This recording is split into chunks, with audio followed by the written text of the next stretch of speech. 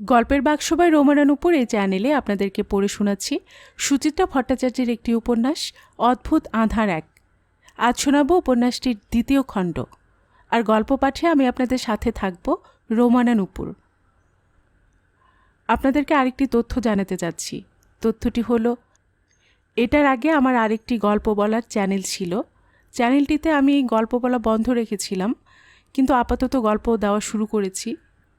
আপনাদেরকে অনুরোধ করব আপনারা ওই চ্যানেলটি ঘুরে আসুন। যদি ভালো লাগে অবশ্যই গল্প শুনবেন, পাশে থাকবেন সাবস্ক্রাইব করে। চ্যানেলটির নাম হলো গল্পের সুর। ইংরেজিতে গল্পের সুর লিখে সার্চ দিলেই পাওয়া যাবে চ্যানেলটি। সবার জন্য অনেক ভালোবাসা জানিয়ে শুরু করছি সুচিত্রা ভট্টাচার্যের লেখা উপন্যাস অদ্ভুত আঁধার এক এর দ্বিতীয় খণ্ড। 1 মে মধ্যরাত। কাল রাত থেকে দু চোখের পাতা এক হয়নি একবারও। আজও ঘুম আসবে না। পাশে জেগে আছেন শোভনাও। থেকে থেকে স্ত্রীর দীর্ঘ নিঃশ্বাসের শব্দ শুনতে পাচ্ছেন প্রিয়ব্রত। এ নিঃশ্বাস ঘুমের নয়, প্রিয়ব্রত বুঝতে পারছেন। সন্ধ্যাবেলা হাসপাতাল থেকে ফেরার পর কারো সঙ্গে একটাও কথা বলেননি শোভনা। কাল সকালে মেয়েকে বনসই করে না নিয়ে আসা পর্যন্ত বলবেনও না। প্রিয়ব্রত জানেন। ফিরে এসে জল পর্যন্ত খাননি। ঘর অন্ধকার করে শুয়ে পড়েছেন। প্রিয়ব্রতের বুকটা টনটন করে উঠল। তপুকে তিনি কি কম ভালোবাসেন? শোভনার থেকে কি কম আঘাত পেয়েছেন তিনি? সন্ধ্যাবেলা শোভনাকে বাড়ি পৌঁছে দিয়ে একা একা গিয়েছিলেন থানায়। থানার চেহারা তখন একেবারে অন্যরকম। বিকেলের মুখে কারেন্ট এসে গেছে। কাল রাতের ঘরখানায় হাই পাওয়ারের আলো জ্বলছে গোটা দুয়েক। লো ভোল্টেজের জন্য মাঝে মাঝে ম্রিয়মাণ হয়েও উজ্জ্বল হচ্ছে দপ করে। ঘটাং ঘটাং শব্দ করে মাথার উপর ঘুরে চলেছে আদ্যিকালের দুটো ঢাউস ফ্যান। দেওয়ালে ঝোলানো 8টি বক্স থেকে ভৌতিক স্বর বেজে চলেছে একটানা, জুড়ানো স্বরে। কান পেতে থাকলেও এক বর্ণ বোঝা যায় না। ঘরের কেউ শুনছেও না সেভাবে। মেজ দারোগা আর ডিউটি অফিসারটি ছাড়া আরও 2 জন অ্যাসিস্ট্যান্ট সাব ইন্সপেক্টর বসে কালকের ফাঁকা টেবিল চেয়ারে। বেঞ্চটাও পরিপূর্ণ। এক মহিলা আর জনাতিনেক পুরুষ উবু হয়ে বসে আছে মাটিতে। বোধহয় ফ্যাক্টরির লেবার টেবার। প্রিয়ব্রত ঘরের দরজায় দাঁড়িয়ে শুনতে পেলেন। মেজ দারোগা তাদের উদ্দেশ্যে বলে উঠল, বডি কী করে পাবে এখন? স্বর্গে পাঠিয়ে দিচ্ছি। গরিব মতন বউটি কেঁদে উঠল হাউমাউ করে। একটা লোক টেবিলের তলা দিয়ে প্রায় হুমড়ি খেয়ে পড়ল দারোগার পায়ের উপর। দারোগা নির্বিকার। পায়ে পড়ে কি হবে? বললাম তো কাল পাবি। এখন বাড়ি যা।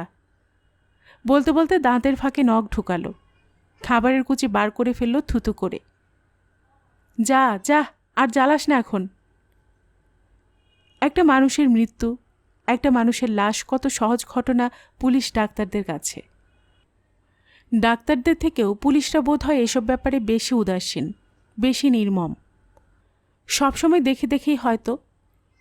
প্রিয়ব্রত থমকে দাঁড়িয়ে রইলেন কয়েক সেকেন্ড। বেঞ্চিতে মাথায় পট্টি বেঁধে বসে বাবলুরি বয়সে একটা ছেলে।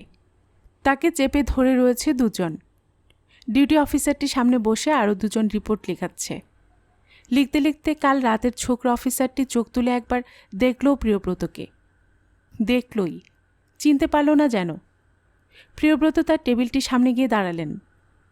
আমি কাল রাতে এসেছিলাম। বলুন। ওসি নেই শুনলাম, বেরিয়ে গেছেন। আমি একটু আপনার সঙ্গে। আপনার কেসটা বড়বাবু টেক আপ করেছেন, ওনার সঙ্গে কথা বলবেন। কখন ফিরবেন উনি? বলতে পারছি না, রাত হতে পারে। এসপিকে মিট করতে গেছেন। প্রিয়ব্রত তবু একটু ইতস্তত করলেন। বসবেন একটু, যদি এসে যান। কিছুক্ষণ দাঁড়িয়ে থেকে বাইরের করিডোরে এলেন। 2 জন কনস্টেবল বাইরের বেঞ্চিতে বসে খৈনি টিপছে। প্রিয়ব্রতকে দেখে জিজ্ঞাসা করল, আপনার সে রেপ কেস তো? প্রিয়ব্রত অন্যমনস্কভাবে মাথা নেড়ে ফেললেন। পৃথিবী শুদ্ধ লোক বোধহয় এতক্ষণে জেনে গেছে প্রিয়ব্রত বাবুর মেয়ে ধর্ষিত হয়েছে। বাড়ির দিকে আসার সময় নতুন বাজারের সেই ভদ্রলোকটির সঙ্গে দেখা হয়ে গেল। প্রিয়ব্রতর সঙ্গে একসঙ্গে ট্রেনে অফিসে যান। আলাপ পরিচয় আছে, ঘনিষ্ঠতা নেই তেমন। ভদ্রলোক নিজে এগিয়ে এলেন। কি দাদা, এদিকে কোথায় গিয়েছিলেন? প্রিয়ব্রত ভদ্রলোকের মুখের দিকে তাকিয়ে বুঝে নিতে চাইলেন ইনিও কিছু জানেন কি না। এই একটা কাজে। অফিস যাননি আজ? না। প্রিয়ব্রত নিশ্চিন্ত মনে হাসলেন সামান্য। অনেকক্ষণ পর তখনই ভদ্রলোক দুম করে প্রশ্ন করলেন, আপনি সুভাষপল্লীতে থাকেন না? কাল রাত্রে ওপারের একটা মেয়ে নাকি রেপ্ট হয়েছে, চেনেন নাকি? প্রিয়ব্রত ঢোক গিললেন। মুখ পলকে ফ্যাকাশে হয়ে গেছে। বুকের মধ্যে হাতুড়ি পিটছে কেউ। কোনো রকমে মাথা দোলালেন। হ্যাঁ। কালপ্রিটটা ধরা পড়েছে কেউ? না। প্রিয়ব্রত আমতা আমতা করে বলে ফেললেন, পড়বে, ধরা পড়তেই হবে।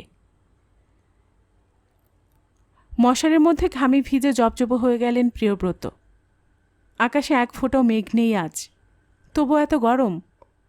মধ্যবৈশাখ উত্তাপ ছড়িয়ে রেখেছে চারদিকে। ঢিকিস ঢিকিস করে ফ্যান চলছে, ফ্যানের হাওয়া গায়ে লাগছে না। ঘাড় ঘুরিয়ে অন্ধকারে শোভনাকে দেখার চেষ্টা করলেন। জানলা দিয়ে যেটুকু আলো আসছে তাতে ঘর জুড়ে ঠিক অন্ধকার নয়, আবছায়া। মশারি তুলে নেমে পড়লেন। জল খাবেন, গলা শুকিয়ে কাঠ হয়ে গেছে। মশারি চালে রাখা বেড সুইচ টিপতে গিয়েও টিপলেন না।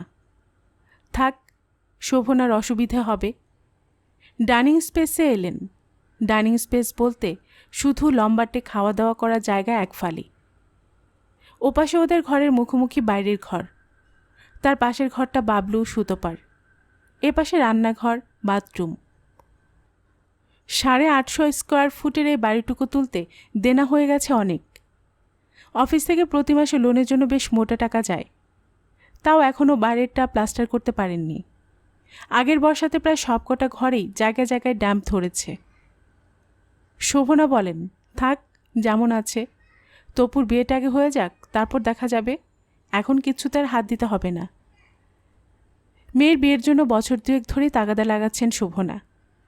প্রিয়ব্রত খুব একটা গা করেননি কোনো দিনই। খালি মনে হয় আর কটা দিন যাক, মেয়ের শ্বশুরবাড়ি চলে গেলে বাড়িটা ফাঁকা হয়ে যাবে যে। তাছাড়া টাকা পয়সারও তো দরকার।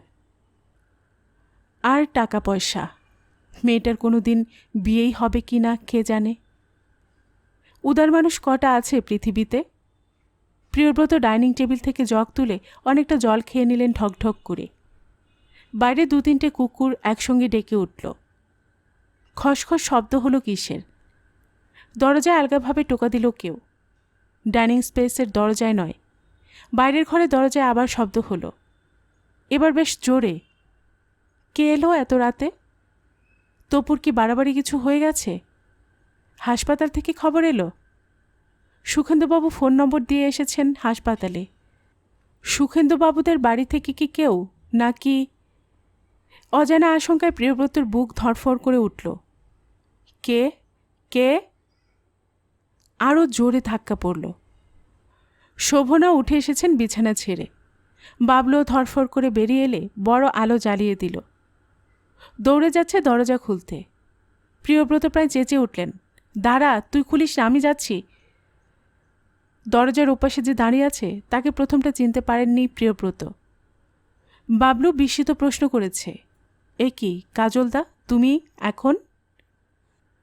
কাজল ঘরে ঢুকে নিজেই দরজা বন্ধ করে দিল। দুচোখ নেশায় টকটকে হয়ে আছে। বেতের চেয়ারে গিয়ে বসে পড়ল ধপ করে। প্রিয়ব্রত অবাক হয়ে গেছেন। বাবলুও হতবাক। শোভনা স্থির হয়ে দাঁড়িয়ে আছেন এপাশের দরজা ধরে। প্রিয়ব্রত কথা বললেন বেশ কয়েক সেকেন্ড পর। কি ব্যাপার কাজল, কিছু বলবে? কাজল খড়খড়ে চোখে তাকালো। প্রিয়ব্রতর দিক থেকে চোখ বাবলুর দিকে। বাবলুকে দেখে নিয়ে শোভনাকে দেখল। শুনুন, স্ট্রেট কাট কথা বলে নেওয়া ভালো। কি কথা বাবা? কাজলের উদ্ধত ভঙ্গি দেখে ভয় পেলেন প্রিয়ব্রত। স্বাভাবিকভাবেই চোখ বাবলুর দিকে পড়েছে। বাবলু হাঁ করে তাকিয়ে আছে। শোভনা এগিয়ে এলেন। কি বলতে চাইছ? নাকা সাচ্ছেন কেন, জানেন না কিছু? কাজল আচমকা চমকে উঠল। শোনেননি মেয়ের কাছে? মেয়ে তো সবার নামই বলে দিয়েছে। শোভনা প্রিয়ব্রত দুজনে প্রায় একসঙ্গে আটকে উঠেছেন। তুমি? হ্যাঁ, আমি আমি বলতে বলতে হঠাৎই গলা নামিয়ে ফেলেছে। মদ খেয়েছিলাম, মেজাজটা খারাপ ছিল, হঠাৎই হয়ে গেছে। যা কম্পেনসেশন চান দিতে রাজি আছি। বাবলু দুম করে তেড়ে গিয়ে সজোরে গলা চেপে ধরেছে কাজলের। চকিত উত্তেজনায় হাঁপড়ের মতো হাঁপাচ্ছে। তুমি তুমি কাজল অতি সহজে ধাক্কা মেরে ছিটকে দিল বাবলুকে। চৌকির পাশে আছড়ে পড়ল বাবলু। পায়ে লেগে কপালের কোণা কেটে গেছে সঙ্গে সঙ্গে। শোভনা দৌড়ে গেছেন। মারছ কেন ওকে? মারিনি তো, তবে দরকার হলে। কাজলের গলা মুহূর্তে শীতল, বরফের মতো। জানিনি তো, আমি খুব খারাপ ছেলে। তুমি আমাদের ভয় দেখাতে এসেছ?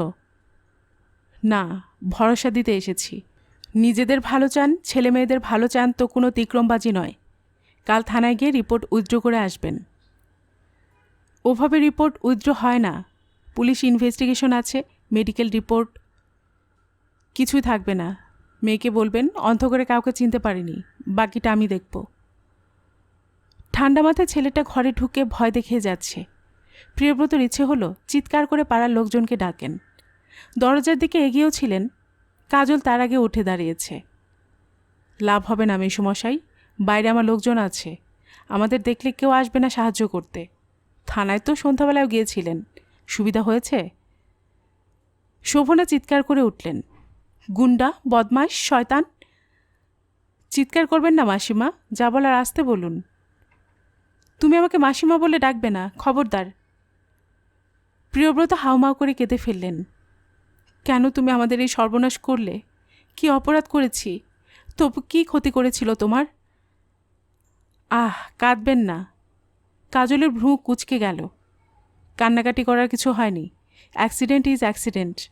মেয়েকে কোথাও নিয়ে গিয়ে তাড়াতাড়ি বিয়ে দিয়ে দেবার ব্যবস্থা করুন। খরচাপাতির জন্য ভাববেন না। শুধু একটা কথাই মেয়েকে শিখিয়ে দেবেন ভালো করে। কাল রাত্রে সে তিনজনের একজনকেও চিনতে পারেনি। শোভনা দৃঢ়ভাবে বলে উঠলেন, না, ও কথা আমরা কখনো বলতে পারবো না তপুকে। সেটা আপনাদের ব্যাপার। কাজল কথা বাড়ালো না। ধীর পায়ে হেঁটে একবার বাবলুর সামনে গিয়ে দাঁড়ালো। বাবলুর জ্বলন্ত চোখের দিকে তাকিয়ে হাসল ঠোঁট চেপে। বাইরের ঘরে চারদিকে চোখ বুলালো আলতো করে। তারপর চিবিয়ে চিবিয়ে বলল, জানি অনেক কষ্ট করে বাড়িটা তৈরি করেছেন।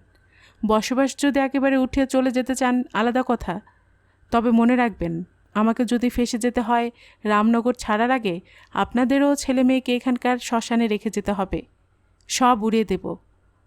বলেই সশব্দে দরজা খুলে বেরিয়ে গেছে বাড়ি থেকে। 2রা মে ভোর 4টে। দিনের আলো ফোটার সঙ্গে সঙ্গে বাড়ি থেকে বেরিয়ে পড়লেন প্রিয়ব্রত। পাড়া প্রতিবেশীরা কেউ এখনও জাগেনি।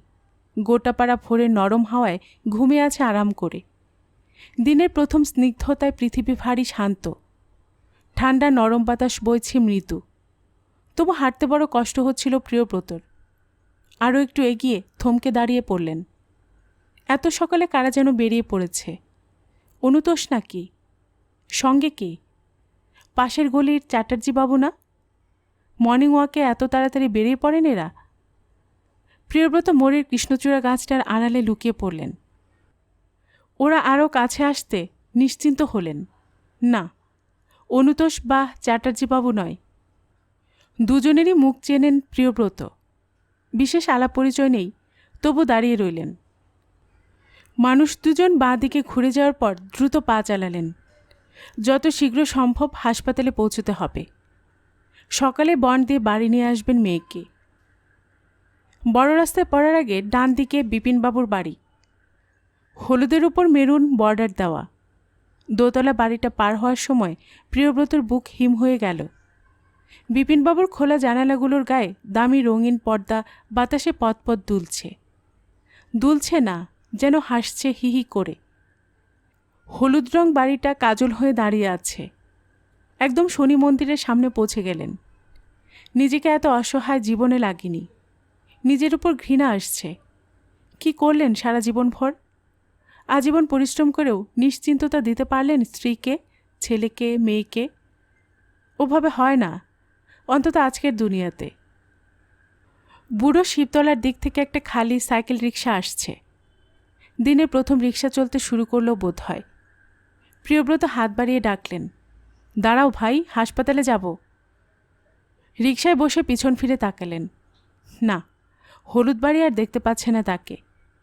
আধা তৈরি ফ্ল্যাট বাড়িটা পার হওয়ার সময় চোখ বুজে রইলেন।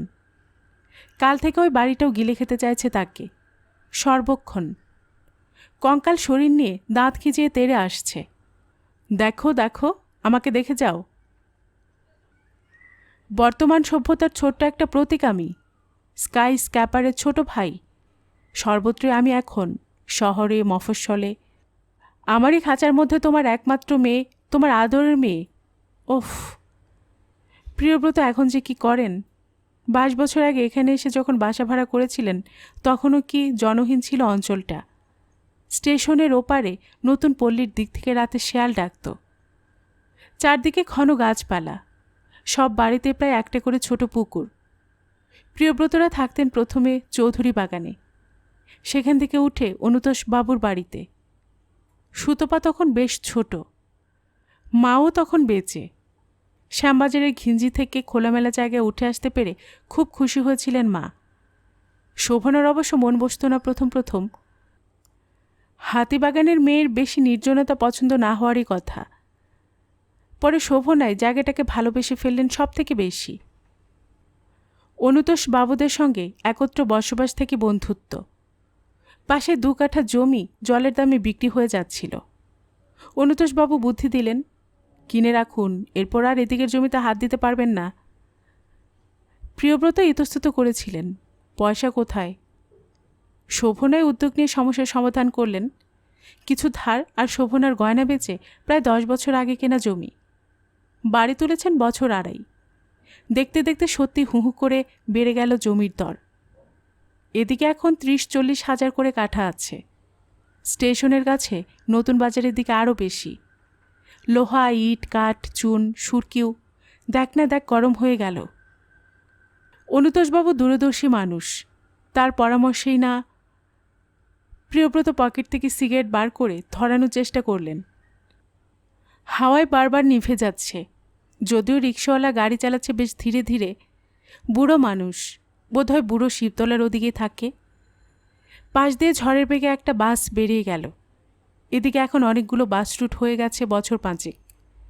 প্রিয়ব্রত ট্রেনেই যান, সুবিধা হয়। এখান থেকে শিয়ালদা 35 মিনিট। সেখান থেকে হেঁটেই এসপ্ল্যানেড। কাল অফিস যেতে পারেননি, অফিসে একটা খবর পাঠানো দরকার। তপুকে বাড়িতে রেখে সময় পেলে স্টেশন পল্লীর অজয় দাসকে একটু বলে আসতে হবে, অফিসে যেন খবর দিয়ে দেয়। ভাবতে গিয়ে ফের অস্বস্তি। পরশুরাতের কেচ্ছা কাহিনী গোটা রামনগর জেনে গেছে। অজয় দাসও হয়তো। অফিসেও কি পৌঁছে গেছে সংবাদ? ডেভিড ফ্ল্যাট অ্যান্ড চ্যাটারিংয়ে দীর্ঘ 29 বছর ধরে চাকরি করছেন। বড় সাহেব থেকে বেয়ারা পর্যন্ত সকলের কাছে একটা আলাদা জায়গা আছে তার। Accounts officer. 125 টাকা থেকে মাইনে বেড়ে 4,500। তার থেকে বাদ যায় 500 মতো।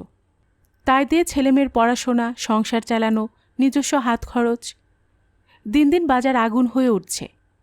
কংগ্রেস সরকার গিয়ে ভিপি সরকার কেন্দ্রে। কিছুদিন আগেই ইলেকশন হয়ে গেছে। আশা ছিল নতুন গভর্নমেন্ট এসে কিছু একটা করবে। আশায় ছাই। প্রায় 13 বছর গদিতে থেকে বামফ্রন্টই বা কী করল পশ্চিমবঙ্গের? টপাটপ কলকারখানা বন্ধ হয়ে যাচ্ছে এখানে ওখানে। আধা সরকারি সংস্থাগুলোর অবস্থা বেহাল। দুর্নীতিতে 10 দিকে ছেয়ে গেছে।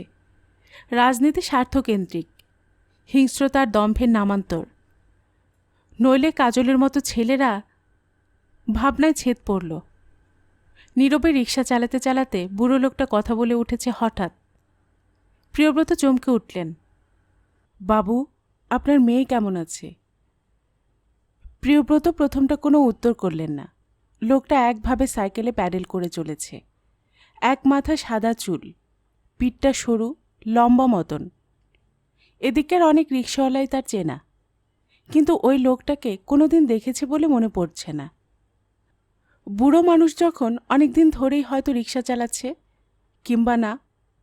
এপাশ ওপাশের গ্রাম থেকে আজকাল তো অনেকেই রামনগরে চলে আসছে জীবিকার খোঁজে। বুড়ো শিবতলার দিকে বেশ বড়সড় বস্তি গজিয়ে উঠেছে। হয়তো লোকটা প্রশ্নের উত্তর না পেয়ে লোকটা চুপ মেরে গেছে, আবার ঘাড় গুজে রিক্সা চালাচ্ছে। হাসপাতাল আর বেশি দূর নয়, মিনিট 3-4 গেলেই আরেকটা বাস হর্ন বাজাতে বাজাতে বেরিয়ে গেল। স্টেশনের দিক থেকে বেশ কয়েকটা রিক্সা এলো পরপর। দোকানপাট এখনও খোলেনি, জেগেও জাগেনি রামনগর। একটুক্ষণ পর প্রিয়ব্রত নিজেই জিজ্ঞাসা করলেন, তুমি আমাকে চেনো? চিনি বাবু, আপনার মেয়েকেও চিনি, কতদিন রিক্সা করে স্টেশনে পৌঁছে দিয়েছি। ও বাবু, একটা কথা জিজ্ঞেস করব? বলো। শয়তানগুলোর কোনো খোঁজ খবর পেলেন? কারা অমন সুন্দর মেয়েটাকে? প্রিয়ব্রতর বুকটা ধক করে উঠল। কাজলের মুখ চোখের সামনে এসেই মিলিয়ে গেছে। জোরে শ্বাস ফেললেন। না। এবার রিক্সাওয়ালা চুপ। ঘিয়ে রং সরকারি হাসপাতাল আর কয়েক ফুটের মধ্যে। আর পা 10 গেল রিক্সা। তারপর বুড়ো আবার কথা বলেছে। আমারও একটা মেয়ে আছে বাবু, ওরকমই। আমি বুঝি বাপের বুকে কি বাজে। লোকটা মাথা নাড়ছে মৃদু মৃদু। প্রিয়ব্রতর গলার কাছে একটা শক্ত ডেলা আটকে গেল। লোকটার স্বরে কৌতূহল নয়, সহানুভূতি। এক বাপের প্রতি অন্য বাবার শব্দ শুনে অনুভব করা যায়। হাসপাতালের মেন গেটে রিক্সা দাঁড় করালো লোকটা। আমি হলে বাবু ঠিক হারামিগুলোকে খুঁজে বার করতাম, সব কটাকে খুন করে ফাঁসি দিতে হয় যেতাম, তবু শালা একটা শুয়োরের বাচ্চাকে বেঁচে থাকতে দিতাম না, শেষ করে দিতাম সব কটাকে। প্রিয়ব্রতর চোয়াল মুহূর্তের জন্য শক্ত হয়ে উঠল। সত্যি যদি ঝাড়ে বংশে সব শেষ করে দেওয়া যেত, একেবারে মূল ধরে টান দিলে। কিন্তু টানবে কে? প্রিয়ব্রত একা? না, রিক্সাওয়ালা বুড়ো যা পারে প্রিয়ব্রত তা পারেন না? মধ্যবিত্তের মন শামুকের মতো। লোকটাকে খুলে বলবেন নাকি সব কথা? বললে কি পাশে দাঁড়াবে? আজকালকার দিনে কে কার বিপদে নাক গলায়? রিক্সাওয়ালার মেয়েকে যদি গুন্ডারা ধর্ষণ করত, প্রিয়ব্রত যেতেন কি? রিক্সাওয়ালা না হয়ে লোকটা যদি নিছক প্রতিবেশী হতো, তারই সমগোত্রীয় কেউ, তাহলেও কি যেতেন? ভাড়া মিটিয়ে ম্লান হাসলেন প্রিয়ব্রত। তোমার কি একটি মেয়ে ভাই? না বাবু, 4 জন। ছোটটা আপনার মেয়ের মতো। 3 জনের বিয়ে দিয়েছি, এটাকে পার করতে পারলেই শান্তি। আপনার তো? আমার একটি। জানি বাবু, শুনেছি, বিয়ে পাস, ভালো মেয়ে। বলতে বলতে বৃদ্ধের মুখে সান্ত্বনা ফুটেছে। চিন্তা করবেন না বাবু, হারামির বাচ্চাগুলো ঠিক ধরা পড়বে, ধম্ম আছে না?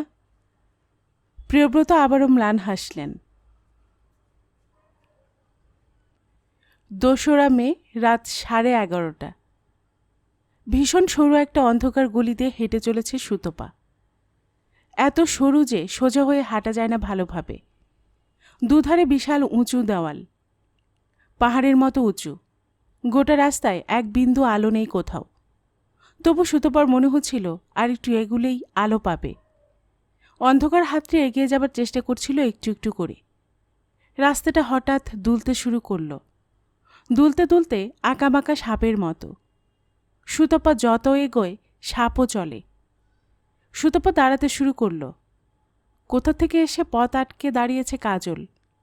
ভাটার মতো চোখ লাল, দাঁতে কুৎসিত হাসি। সুতপা চেঁচিয়ে উঠতে গেল, কোনো শব্দ ফুটছে না গলায়। জোর করে আওয়াজ আনতে চাইল। ঠিক তখনই কে যেন আলগা ধাক্কা মেরেছে। এই তপু, কি হলো? শরীর খারাপ লাগছে নাকি? এই তপু। সুতপা থরফর করে উঠে বসল বিছানায়। মুহূর্তের জন্য চোখ খুলল, বন্ধ করল, আবার খুলল। তারপরই এক ঝটকায় ঘোর কেটে গেছে।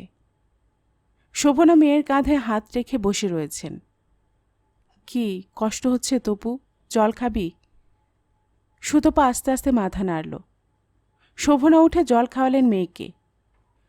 মশারির মধ্যে ফিরে এসে গালে, কপালে, ঘাড়ে জল হাত বুলিয়ে দিলেন। গলার নিচে বুকের কাছে এত বড় একটা কালশিটে। গালে এলোমেলো নীলচে দাগ, চোখ ঠোঁট এখনও ফুলে আছে। কপালের ফাটার উপর ছোট ব্যান্ডেজ। মেয়েকে সকালে হাসপাতাল থেকে জোর করে নিয়ে এসেছেন প্রিয়ব্রত। ডাক্তাররা ছাড়তে চায়নি। শারীরিক আঘাতগুলো ছাড়াও শরীর এখনও খুবই দুর্বল। হাঁটতে গেলে টলে যাচ্ছে।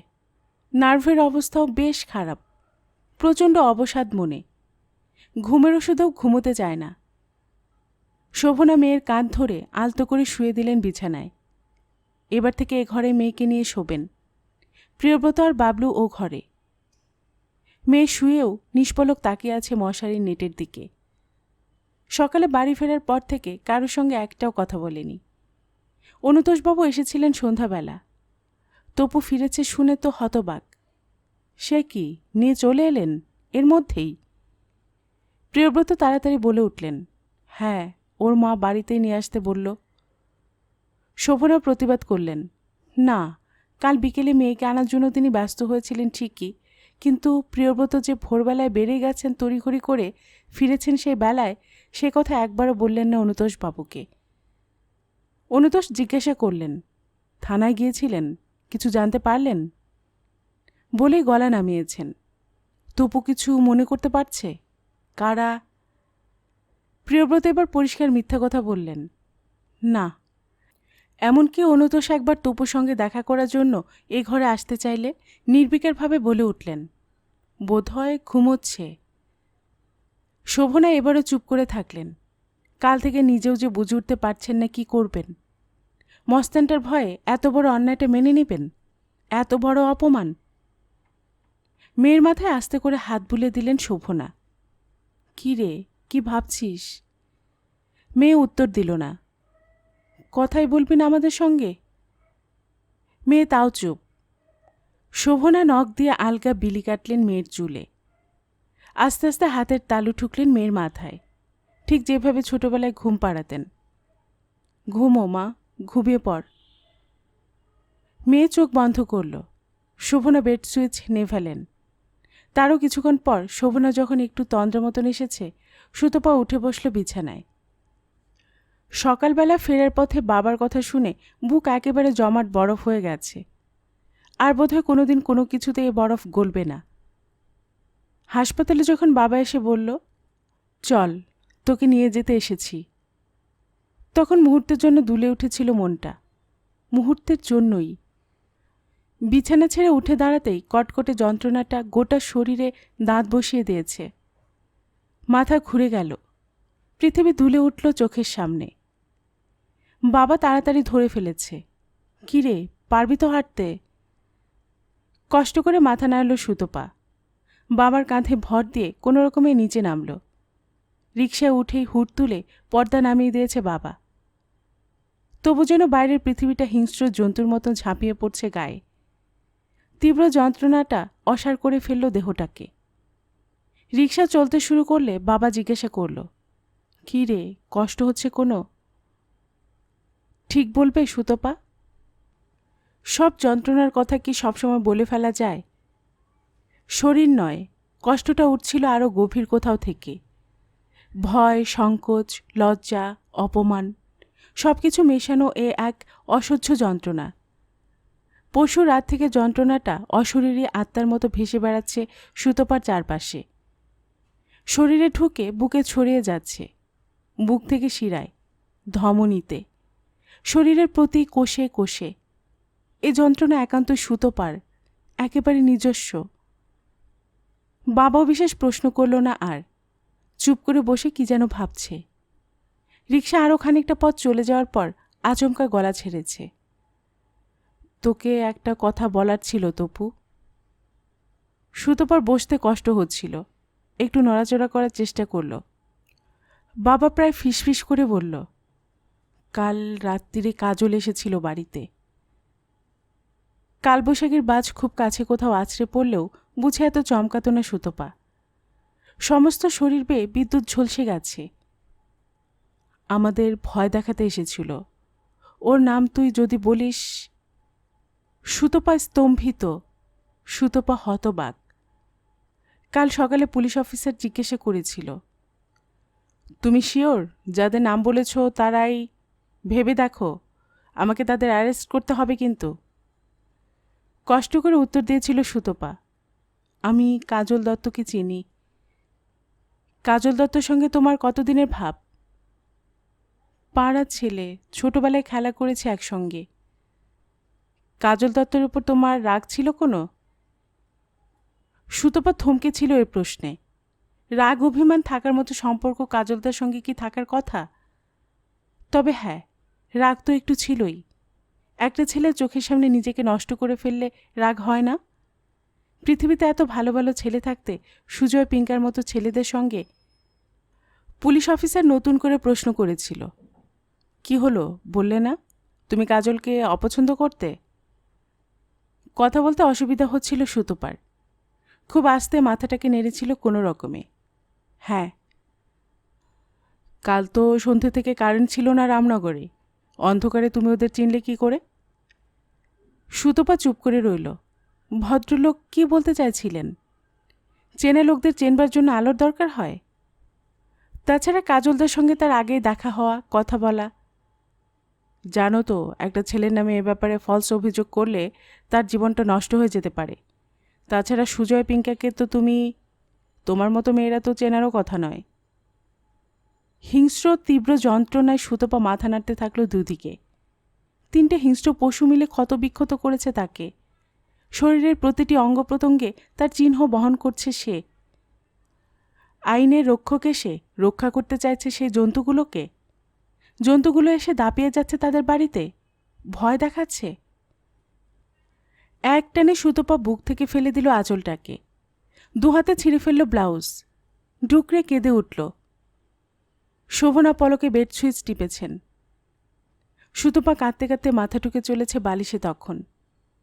চুল খুলে ছড়িয়ে পড়েছে, সম্পূর্ণ বিকারগ্রস্ত।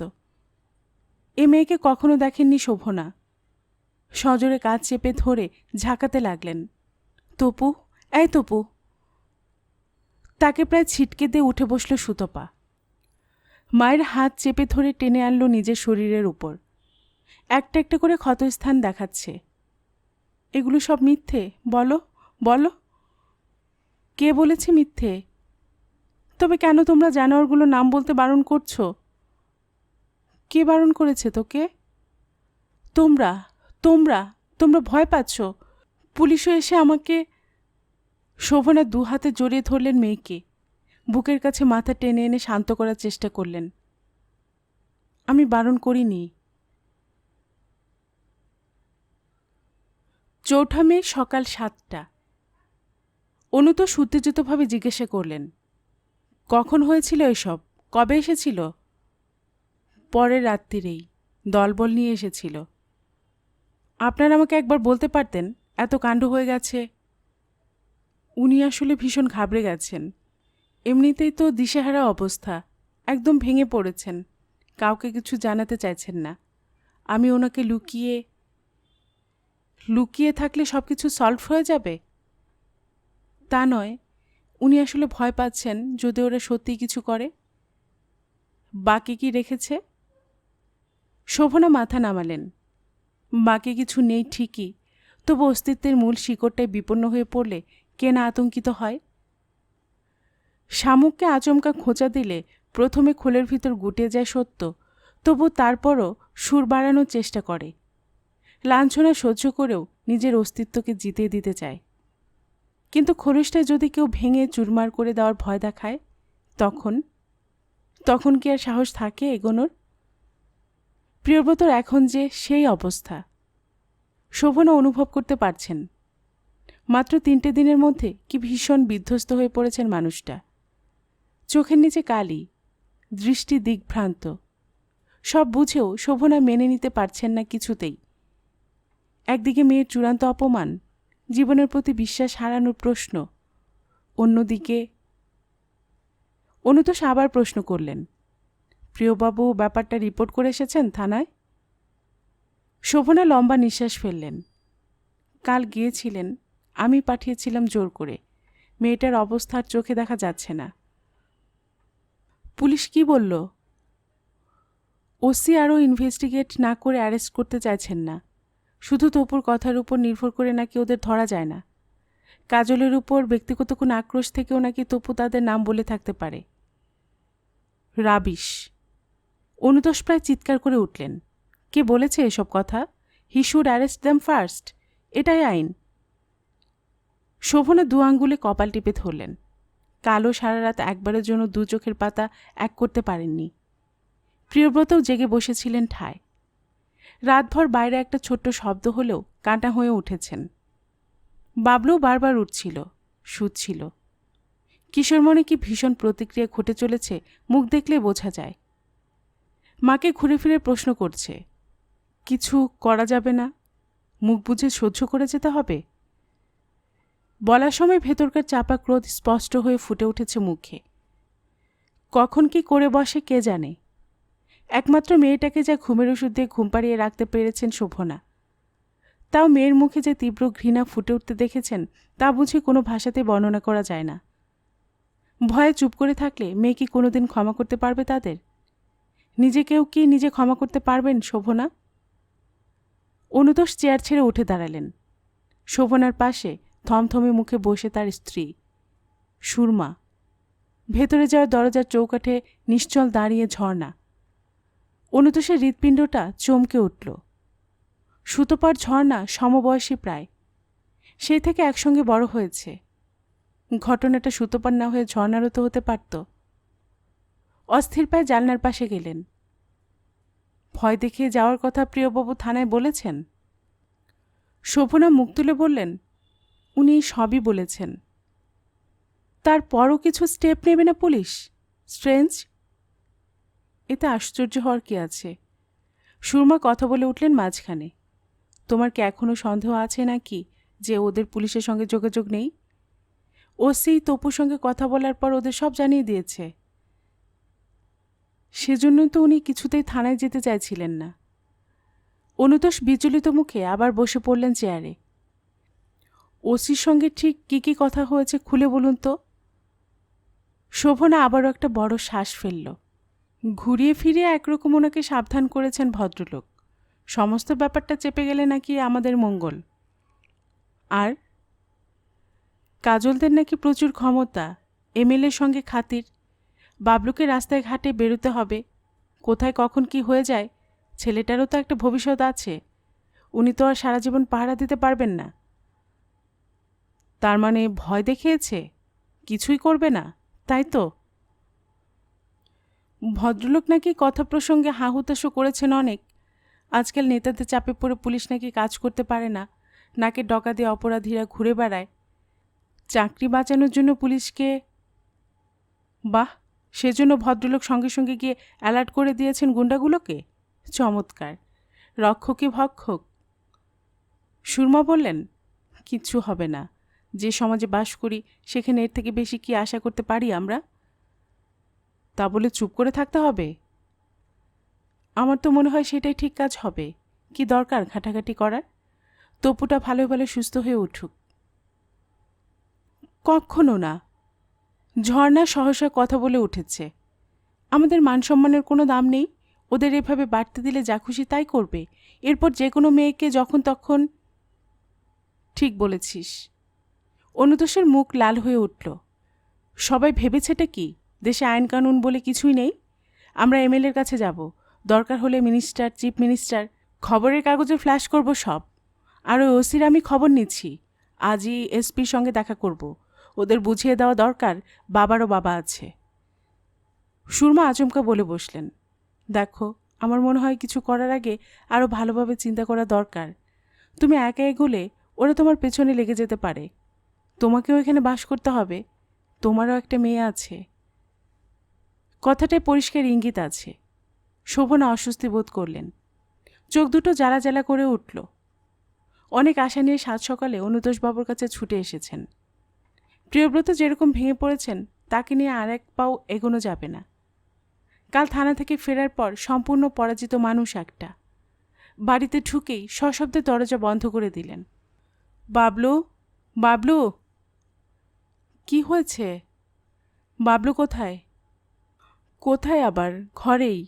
2 দিন ধরে ওকে বাইরে বেরোতে দেখেছ? বেরোবে না, এক পাও যেন না বার হয় বাড়ির থেকে। বলতে বলতে হাঁপাচ্ছেন ভীষণভাবে, দরদর করে ঘামছেন। চেয়ারে বসে পড়লেন ধপ করে। দেখতে দেখতে চোখ ঠেলে বেরিয়ে আসতে চাইছে। হাঁ করে শ্বাস টানছেন। শোভনা ভয় পেয়ে গিয়েছিলেন খুব। তাড়াতাড়ি জল এনে ছিটিয়েছিলেন মানুষটার মুখে। ছেলেকে ডেকেছিলেন, এই বাবলু, তাড়াতাড়ি একবার আয় দেখি। অনেকক্ষণ পর কথা বলেছিলেন প্রিয়ব্রত। শোনো, আমি সব ঠিক করে ফেলেছি। কি? কালই অফিস গিয়ে কলকাতায় বাড়ি দেখছি। যত তাড়াতাড়ি পারি এখান থেকে চলে যাব, পারলে 2-4 দিনের মধ্যেই। বাড়িটার কি হবে? বেচে দেব। আত্মীয়স্বজন কাউকে কিছু জানানোর দরকার নেই। অন্য কোথাও গিয়ে নিশ্চিন্তে তপুর বিয়ে দিয়ে দেবো আগে।